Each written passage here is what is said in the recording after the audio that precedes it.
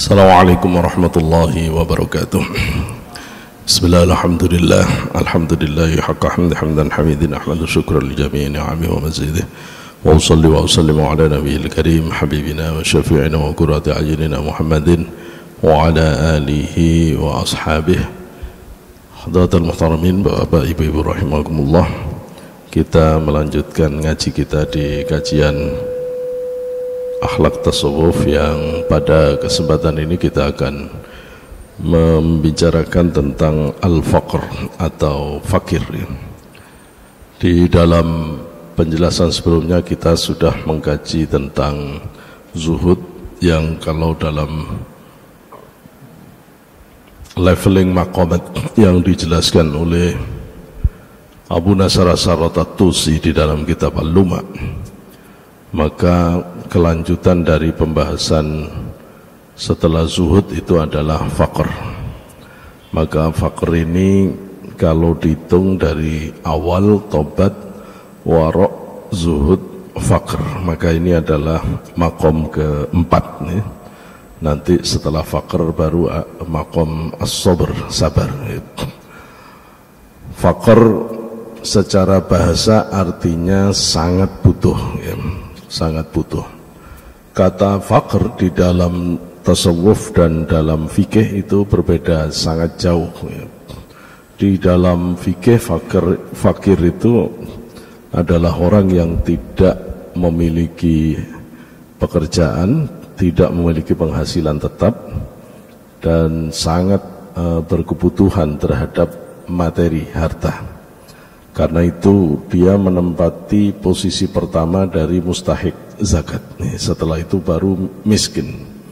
Kalau miskin itu dia punya penghasilan tapi tidak mencukupi. Tapi kalau fakir itu tidak ada pekerjaan, ya, memang tidak punya pekerjaan dan otomatis tidak mampu mencukupi. Fakir di dalam tasawuf bukan itu maknanya, ya. Bukan itu maknanya. Tapi fakir di dalam tasawuf itu adalah amat sangat butuh Allah, ya, amat sangat butuh Allah. Maka secara general fakir itu tidak mesti orangnya miskin di dalam tasawuf.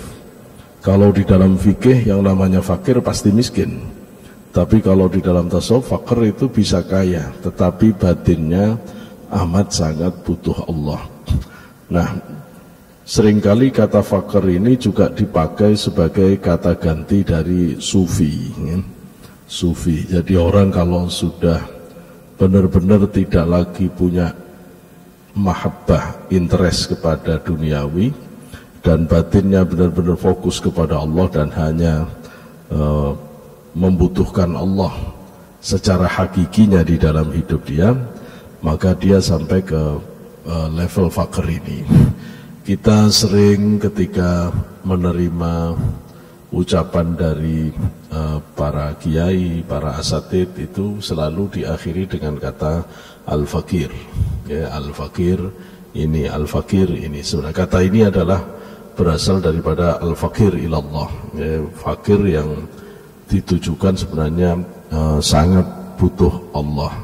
Orang yang leveling spiritualnya sudah mencapai makom keempat, ya. Tentu ini adalah kedudukan yang sangat tinggi di dalam persoalan tasawuf, ya. Nah, sedangkan menurut Ibnu Qayyim Al-Jauzi di dalam kitab beliau Madarijus Salikin Baina Manazil Iyyaka Na'budu wa Iyyaka Nasta'in, kita bisa baca penjelasan ini halaman 415 sampai 419. Beliau mendefinisikan bahwa yang dimaksud dengan fakir itu adalah al-fakir ismun lil bara'ah minal milkati. Yang dimaksud fakir itu adalah terbebasnya orang dari kemilikan, ya, merasa punya. Ya, ketika orang bebas dari kepemilikan, maka itu yang disebut dengan fakir di dalam bahasa tasawuf. Dijelaskan oleh beliau, li'anna adamul mulkati thabitun fi nafsil amri likulli ahadin siwallah ta'ala. Karena sesungguhnya ketiadaan kepemilikan itu adalah sesuatu yang tetap bagi setiap jiwa, ya, setiap manusia selain Allah. Wallahu subhanahu wa ta'ala wal malikul haqiqati. Dan Allah saja yang sebenarnya pemilik hakiki dari segala sesuatu, ya. Fa'adamul mulkah amrun sabitun, maka ketiadaan kepemilikan itu adalah sesuatu yang tetap likulli ma siwahu lidati. Selain Allah secara zatnya, kita ini tidak pernah memiliki, kita tidak pernah memiliki. Kita itu cuma ngaku, cuma ngaku. Orang mengatakan saya punya tanah 2 hektar misalnya, ya. Atau ya saya tanya punya rumah, kapan punya rumah? Loh, itu saya beli tanah itu, saya beli tahun 2000. Ya. Sebelumnya berarti itu milik orang, ya. 2000 milik bapak. Kira-kira 100 tahun itu tetap milik bapak. Yoga, ya. Yoga. Kalau tidak dijual ya pasti diwarisi oleh anak cucu. Kemudian dan seterusnya berganti-ganti. Sehingga kalau saya mau tanya, sebenarnya pemilik hakiki tanah itu siapa? Ya gak ada, ya cuma Allah. Kita itu cuma diberi hak oleh Allah untuk mengaku sebagai pemiliknya pada batas waktu tertentu, ya. Apapun yang ada di dunia ini, kita hakikinya tidak pernah memiliki, ya. Cuma kerakusan kita aja menganggap kita memiliki. Yang benar adalah sementara waktu kita diberi hak milik, hak pakai, hak guna. Pada saatnya Allah cabut lagi. Apalagi jabatan udah jelas bukan hak milik, ya. Hak milik ada waktunya. Yang nunggu banyak, jabatan 1, yang lain pada nunggu semua. Ayo kapan turun, kayak mangga mateng. Kalau perlu disenggek gitu ya, kalau perlu gitu. Masya Allah, ya. Coba orang mengatakan ini pohon mangga saya, terus kalau berbuah ini mangga saya. Terus saya tanya, kapan sampean buat mangga itu? Kok tiba-tiba mengatakan ini mangga saya itu? Memang sampean beli bahannya untuk seperti itu dari mana? Wong jenengan itu lo ngerti aja bagaimana dari tanah liat sampai bisa menjadi buah yang bisa dimakan aja, paham aja enggak kok mengklaim itu milik sampean, ya. Aslinya ya bukan, Pak, itu milik Allah, cuma dihakkan ke kita. Orang kalau mau mikir dalam, ya fakir orang itu akhirnya jadi, iya ya, lo aku asli ini nggak punya apa-apa. Lo tidak punya apa-apa, secara hakikat semua kita tidak punya apa-apa. Bil haqiqah, secara hakikat. Karena orang tasawuf itu orang yang sangat dalam pikirannya dan berpikir hakikat, maka dia segera tahu kalau dirinya itu fakir. Maka dilepaskanlah batin dari pemilikan yang simbolik itu. Walaupun secara zahir ya tetap Pak, sertifikat tanah nama dia, mobil ya nama dia, ndak apa-apa, bukan itu maksudnya. Batin jangan merasa memiliki. Beda efek psikologisnya ketika kita mengklaim tanah itu benar-benar milik kita, bukan milik Allah, dengan batin yang meyakini tanah ini milik Allah, sementara waktu oleh Allah dipercayakan ke saya untuk bisa mengambil manfaat dan bisa berbagi kepada orang lain. Itu beda efeknya. Ini pekerjaan, ini jabatan, ini sebenarnya milik Allah ini. Cuma diamanatkan ke saya supaya saya bisa memberi manfaat kepada. Itu beda efeknya. Itu beda efeknya. Karena itu fakir itu adalah cara pandang para sufi di dalam melihat apapun selain Allah. Dia tidak pernah merasa memiliki. Karena hakikat kita adalah memang tidak punya. Datang tidak punya. Walaupun seutas benang aja kita lahir nggak bawa. Nanti meninggal juga nggak bawa apa-apa. Dengan cek sudah orang yang terkaya di Indonesia ini kalau meninggal bawa apa? Ya kalau paling yang cuman kain kafan Pak, gak ada apa-apa lagi gitu ya. Ya kalau dia non muslim dia bawa emas, bawa ini itu dimasukkan kuburan. Ya itu seneng maling Pak, gitu loh ya. Seneng maling, dicari waktunya gorong gitu ya, diambilin.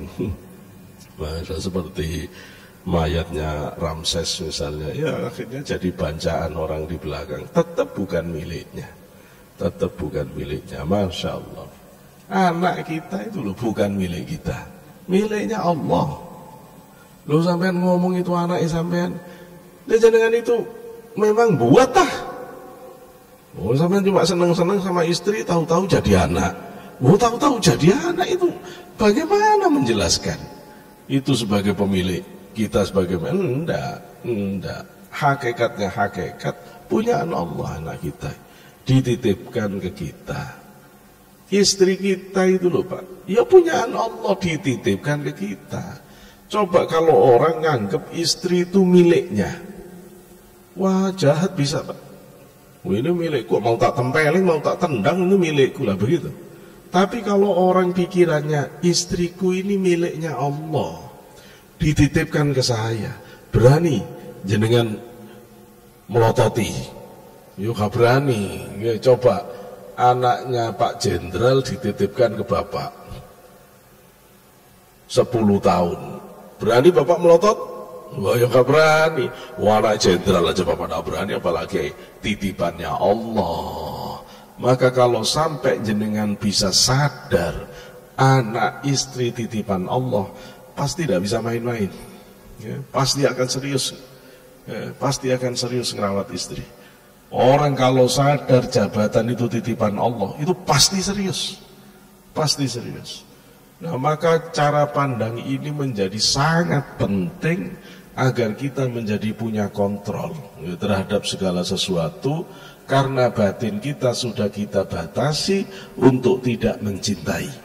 Dan kita punya pandangan, ini punyaan Allah, bukan punyaan saya.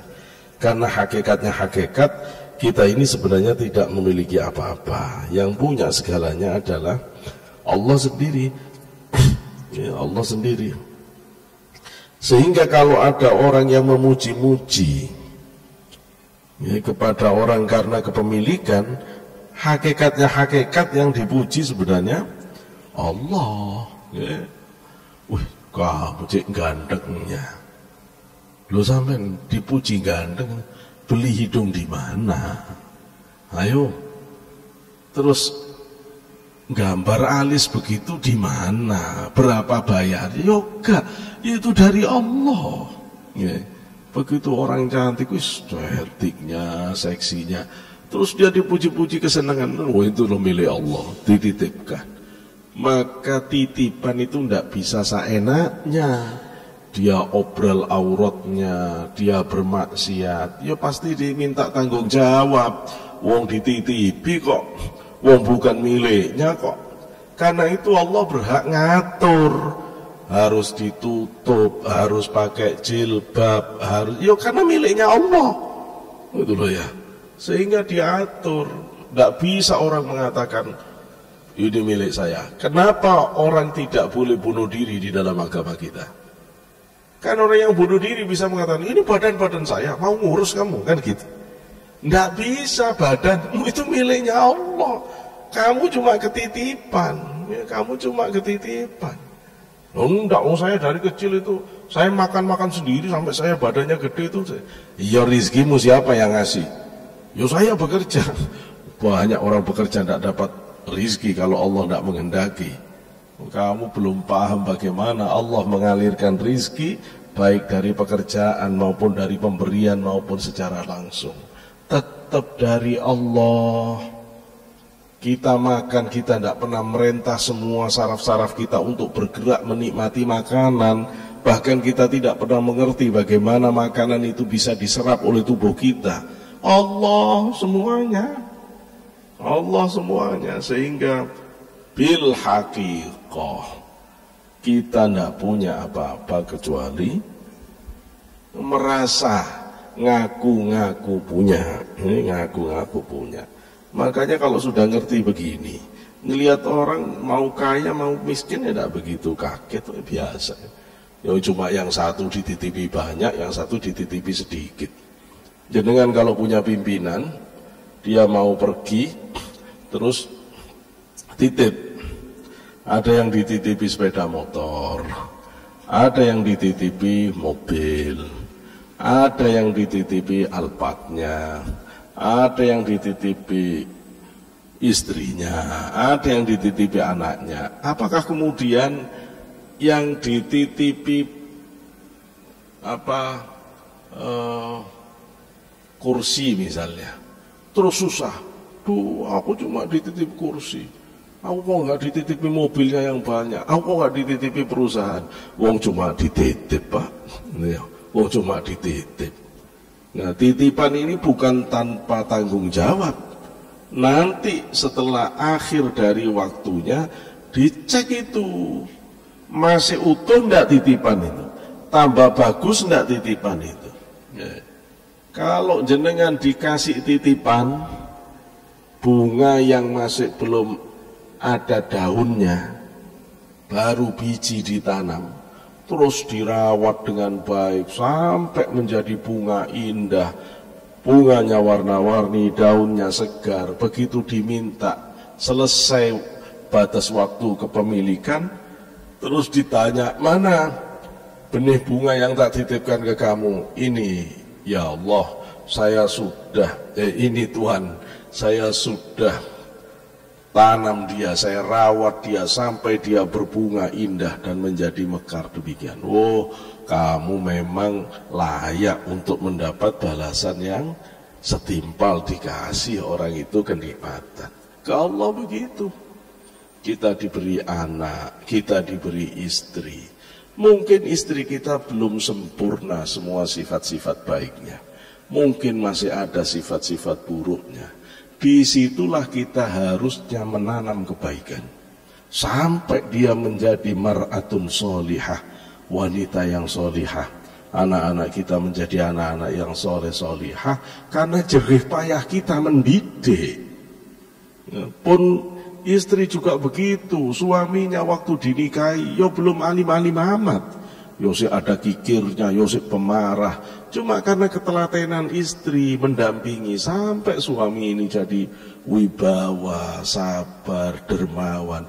Pulang nanti kepada Allah, terus ditanya apa yang kamu perbuat pada pasanganmu? Loh, itu prestasi semua. Ya, itu cara pandang orang yang tidak melihat sebagai milik. Ya. Kemudian Ibnu Qayyim al-Jauzi membagi fakir itu pada 3. Ya, fakir itu ada 3 kata Ibnu Qayyim. 3 derajat. Ya. Wa huwa ala 3 darajatin. Fakir itu ada 3 derajat. Ad-darajatul ula faqruz zuhad. Derajat pertama itu fakirnya orang zuhud. Ad-darajatu tsaniyah ar-ruju' ila sabaq bi mutala'atil fadli. Ya, fakir karena baliknya batin orang itu kepada masa lalu dengan melihat fadl Allah kepada dirinya. Ad-darajatu tsalitsah al-ittirar.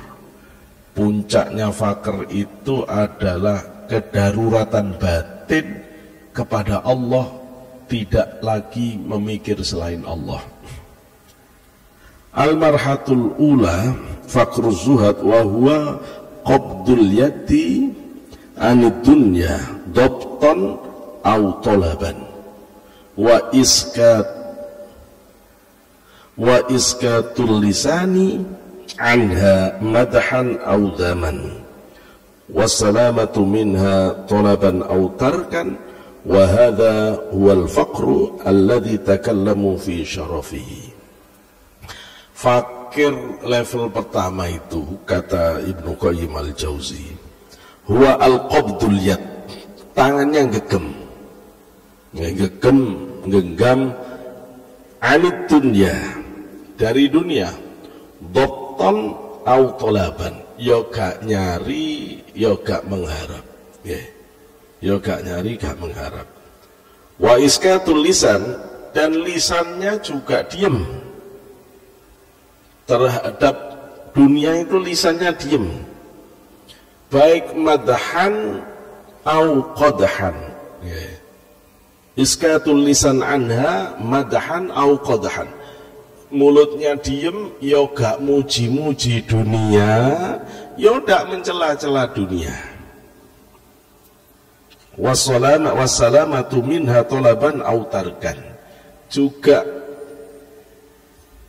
dia selamat dari dunia dengan yoga nyari, yoga nolak, nggak nyari tapi juga gak nolak. Ini mulai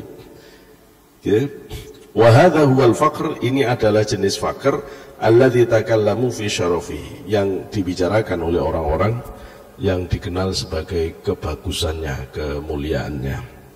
Apa yang dimaksud oleh Ibnu Qayyim sebagai fakir yang tangannya menggenggam, ini tangan menggenggam dari dunia, kemudian dia tidak mau mencari dunia. Nah, ini memang yang cukup berat, fakir jenis ini benar-benar dia tidak mau mencari dunia, tidak mau mencari dunia, dikenal dengan fakirnya orang zuhud, fakirnya orang zuhud.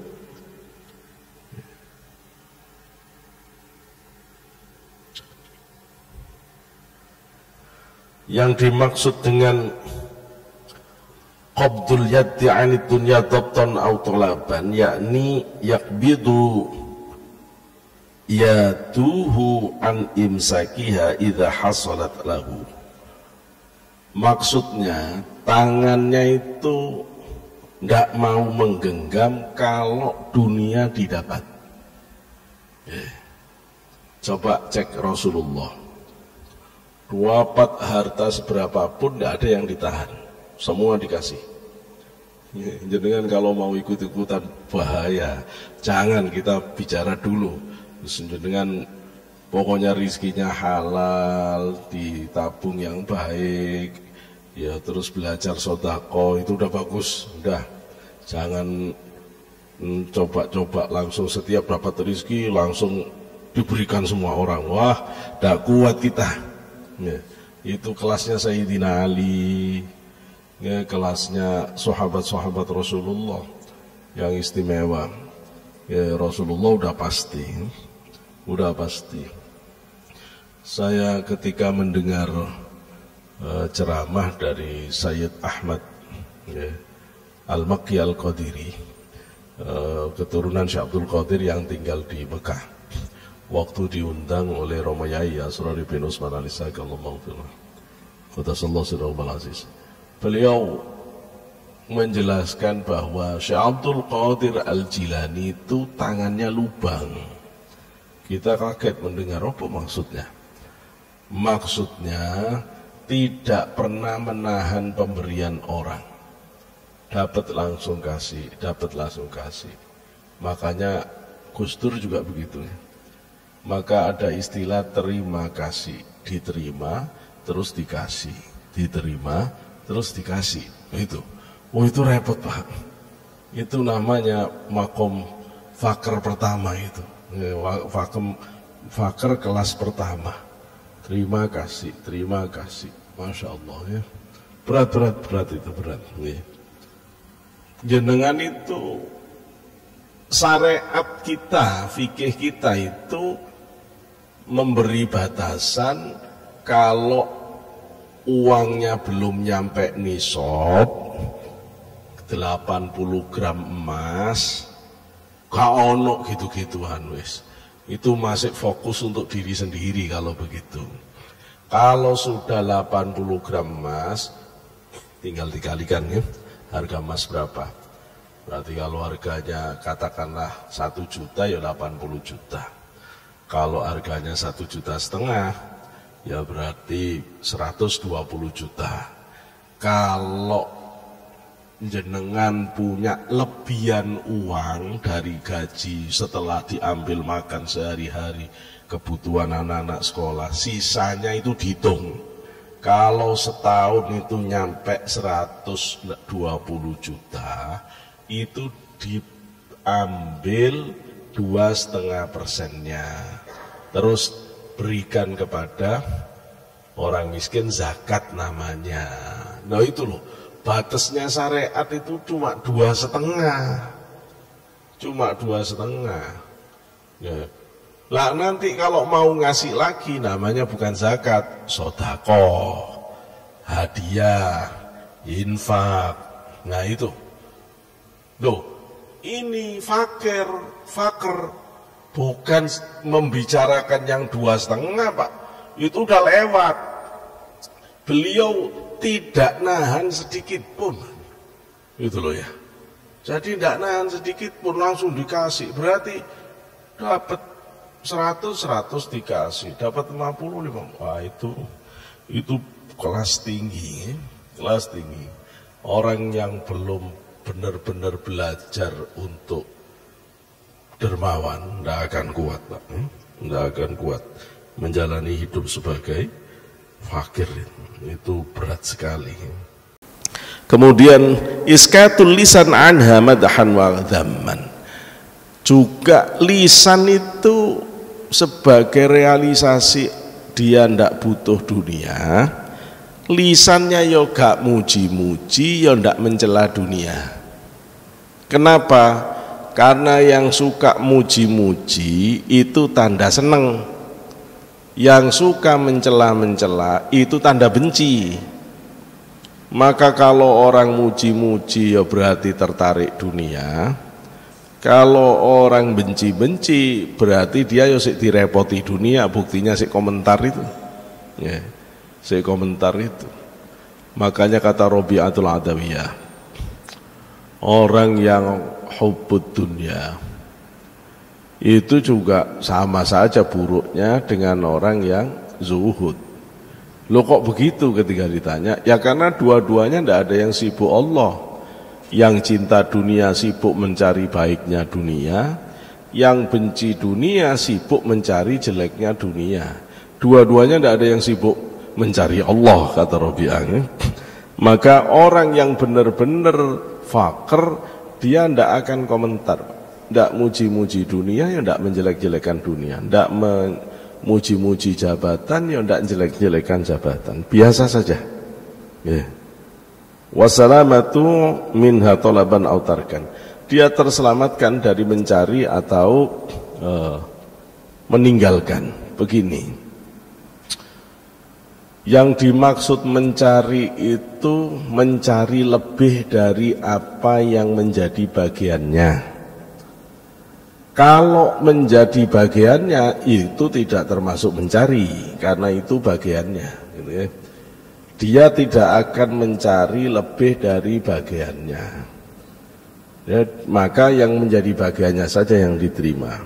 Selebihnya dia tawakalkan kepada Allah. Ya. Yaitu, maka cirinya nanti kalau dia punya, tidak ribut nahan, berarti dia akan dermawan. Kalau dia tidak punya, tidak ribut minta, berarti nanti orangnya itu akan punya sifat dermawan dan qanaah. Nah itu ciri orang yang zuhud itu ya.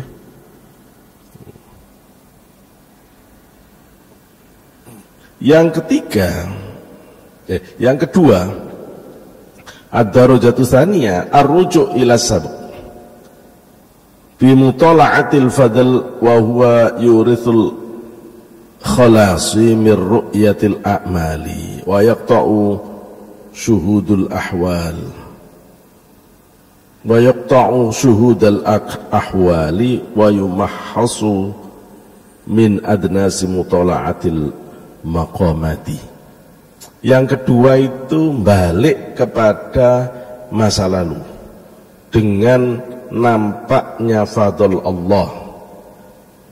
Fakir yang kedua itu Pak, tidak mau mengakui semua aktivitas, semua miliknya dan semuanya itu dikembalikan kepada Allah, dikembalikan kepada Allah.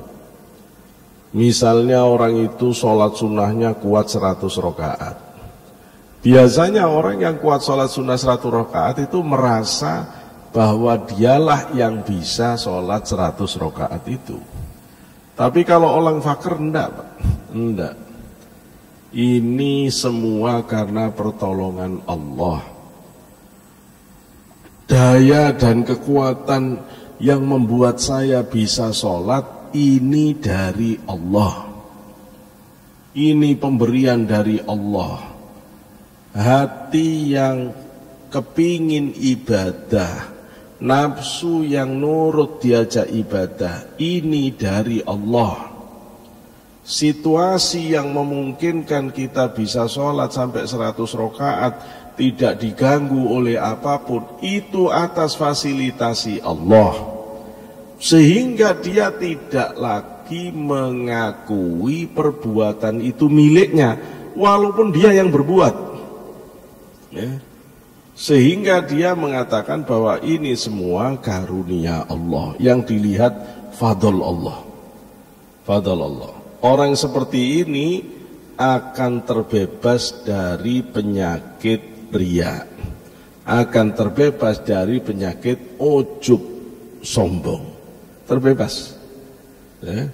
Tapi kalau orang tidak belajar melepaskan pandangan diri terhadap kemampuan diri, itu bisa kejebak, kejebak untuk ujub dengan ibadahnya. Apa orang-orang sini tidak ada yang ahli jamaah, cuma aku yang loh, jangan, aku itu tidak benar, tidak benar. Tapi kembalikan ke Allah. Terima kasih ya Allah, kamu berikan aku kesadaran, kekuatan, sehingga aku bisa istiqomah menjalani sholat jamaah. Itu tidak bisa sombong. Begitu Bapak terpilih sebagai yang terbaik, memang Bapak orangnya kritis, pinter, hebat misalnya. Yaitu kalau terus dianggap sebagai milik diri, sombong Pak. Nah, saya yang paling hebat.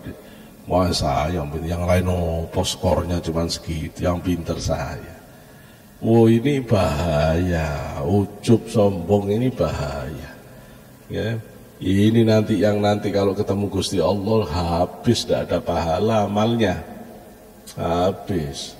Yang benar kembalikan ke Allah. Terima kasih ya Allah, kamu anugerahkan saya otak yang encer, pikiran yang cerdas, sehingga saya mampu menguasai segala sesuatu. Kamu beri saya keterampilan yang bagus sehingga saya mampu mengelola apapun. Semoga ini memberikan manfaat untuk saya dan keluarga saya serta lingkungan saya. Beda kalau gini, beda. Diberi anak yang pinter-pinter, nggak terus mengatakan sopo bapak sopo ibu sopo kalau gini. Nanti ujub terus ndak anake wong-wong cuma bapak tok sing pinter. Anaknya lihat itu kalah sama lo, jadi sombong ini. Ndak begitu, ndak begitu. Kembalikan ke Allah. Terima kasih ya Allah, kamu memberi saya anak-anak yang pinter. Semoga kepinterannya ini memberi manfaat kepada dirinya dan kepada orang lain. Begitu. Jadi cara pandang ini loh yang harus kita tekankan supaya kita tidak terjebak di dalam pandangan yang ujub, sombong. Maka kita belajar menggunakan cara pandang fakir, meskipun kita belum bisa fakir yang sebenarnya. Karena kalau fakir yang sebenarnya benar-benar dia sudah bisa tajarrud, sudah bisa tajarrud. Maka di level kedua ini fakir bimakna tajrid. Orang ini sudah bisa melepaskan pandangan batinnya terhadap amal dari kekuatan diri dan kehendak dirinya, karena lebih dilihat kekuatan itu sebagai anugerah dari Allah, yaitu tajrid. Sehingga kata para sufi itu, khallis jahlaka bil ilmi wa khallis ilmika bil amal. Wa khallis atau apa,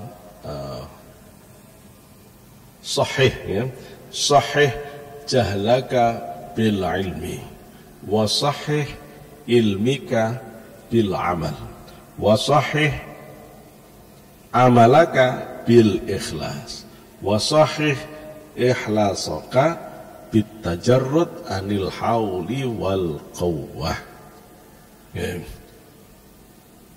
Benarkan bodohmu itu dengan nyari ilmu. Benarkan ilmumu itu dengan mengamalkannya. Benarkan amal ibadahmu dengan belajar ikhlas. Benarkan ikhlasmu dengan tidak menyandar kepada kemampuan kekuatan diri sendiri, tidak melihat perbuatan itu sebagai hasil dari kita sendiri, kekuatan kemauan kita, tapi dilihat sebagai anugerah dari Allah. Kalau sudah begini berarti orang itu sudah mujarrad, sudah tajrid. Nah, orang yang tidak memiliki bahkan perbuatannya ini, itu namanya fakir level 2. Kalau tadi tidak memiliki harta benda, kalau sekarang tidak melihat amal sebagai miliknya, itu fakir level 2. Adapun fakir yang derajat ketiga, al-faqru ad-darajatu tsalitsu al-ittirar. Derajat ketiga itu amat sangat darurat, ittirar. Ziyadatul ta' li ziyadatul makna, li syiddatil darurah, ya. Adanya tambahan huruf ta' itu karena ada penambahan makna dari kata darurah menjadi ittirar, itu berarti amat sangat darurat. Wal wuqu'u fi yadi taqattu'i al-wijdani awil ihtibasi fi baida'i qidit tajridi wa hadha faqru sufiyah. Nah, yang terakhir ini sudah keadaan batinnya butuh Allah itu sudah sangat darurat. Ya, sudah darurat. Sudah tidak bisa lagi ditahan. Ya, udah amat sangat butuh Allah. Ya. Sudah putus dia dari apapun selain Allah, dan benernya batinnya benar-benar sudah hanya Allah saja. Makanya fakir di level ketiga ini sering disebut sebagai fana. Ya, fana. Orang itu udah tidak butuh apa-apa kecuali Allah saja. Nah, atau disebut al-jam'u.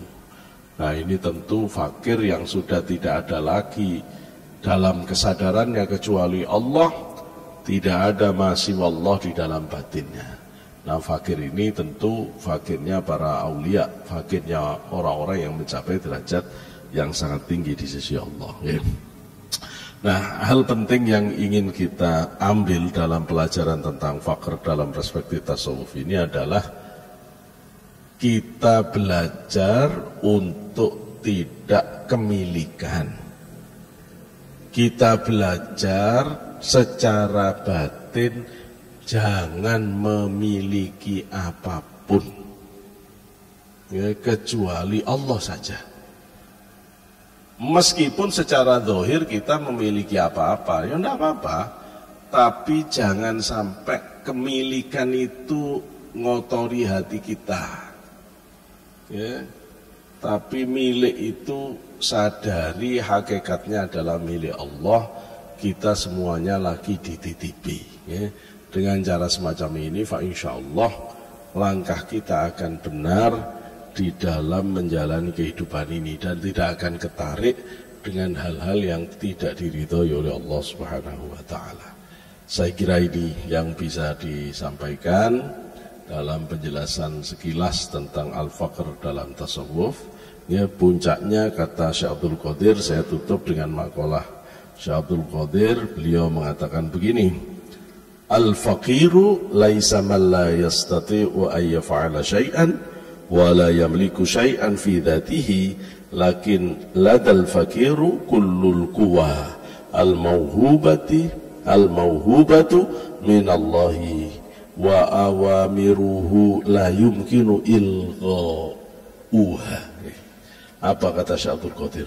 Orang fakir yang sudah sampai puncak itu, ya, fakir yang hakiki itu laisa man la yastati wa yaf'ala syai'an, bukan orang yang tidak mampu melakukan sesuatu, wala yamliku syai'an, dan juga tidak memiliki sesuatu fi dzatihi, bukan itu fakir, bukan itu fakir secara fikih, bukan itu yang dimaksud fakir dalam tasawuf. Lakin tetapi orang fakir itu ada ladal fakir, di hadapan orang fakir itu kullul quwah al-mauhubah minallah, dia memiliki segala kekuatan langsung dari Allah. Wa awamiruhu, dan perintah-perintahnya la yumkinu ilgha'uha, tidak bisa lagi ditolak. Dia kalau sudah punya keinginan diijabah oleh Allah, tidak bisa lagi ditolak. Baru itu fakir hakiki yang tidak punya apa-apa kecuali Allah, dan justru dikuatkan oleh Allah dengan segala pertolongannya. Saya kira ini mudah-mudahan apa yang kita kaji dijadikan Allah ilmu yang bermanfaat, kita diberikan kesehatan, maghfirah, rahmat yang banyak, sehingga memberikan kemanfaatan untuk diri kita, keluarga kita, dan lingkungan kita, serta bangsa kita. Ala hadhihi wa kulli niyyati shalihah hadratin Nabi sallallahu al-Fatihah. Ihdina siratal mustaqim siratal ladzina an'amta 'alaihim. حمدا يوافي نعمه يكفي مزيد ربنا لك الحمد كما ينبغي لجلالك الكريم وعظيم سلطانك اللهم صل على سيدنا محمد وعلى سيدنا محمد الحمد لله رب العالمين اللهم انفعنا بما علمتنا وعلمنا ينفعنا وجعلنا من المحسنين وزدنا علما نافعا وعلما متقبلا ورزقا حلالا طيبا مباركا ربنا آتنا في الدنيا حسنة وفي الآخرة حسنة وقنا عذاب النار سبحان ربك رب العزة عما يصفون وسلام على المرسلين والحمد لله رب العالمين وآخرا والله الموفق إلى أقوم الطريق والسلام عليكم ورحمة الله وبركاته.